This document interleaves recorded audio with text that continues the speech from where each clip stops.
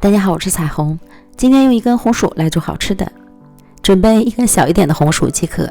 去皮后的重量是120克，改刀切成片儿，装盘儿，放入锅中蒸熟。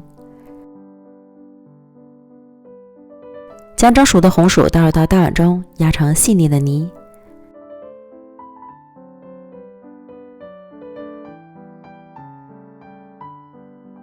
再加入200克普通面粉，再少量多次的加入100克刚烧开的水烫面，将面粉烫匀，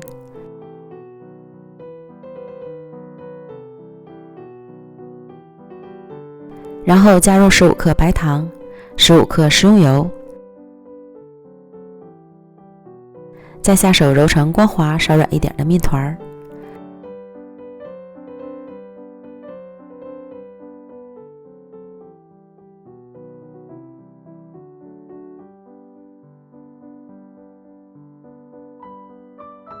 案板上多撒一点面粉防粘，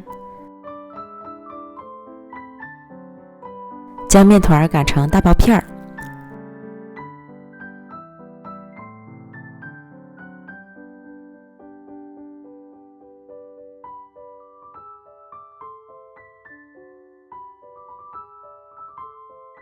厚度在1.2毫米左右，表面再撒一些面粉防粘。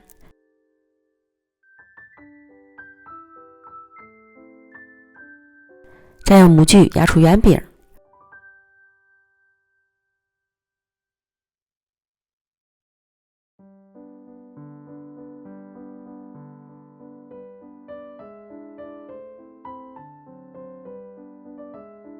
扯掉多余的面皮儿，再重复以上步骤。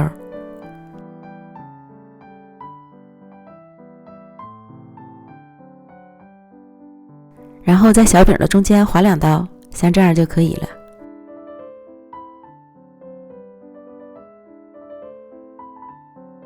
锅中做油，油温烧至6成热，将小饼向四周扯一扯，让它更薄一点。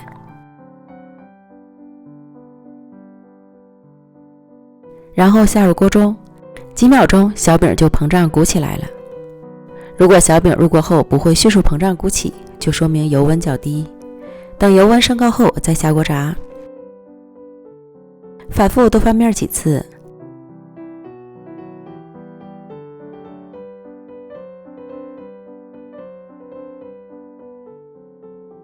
炸至两面金黄酥脆即可控油捞出。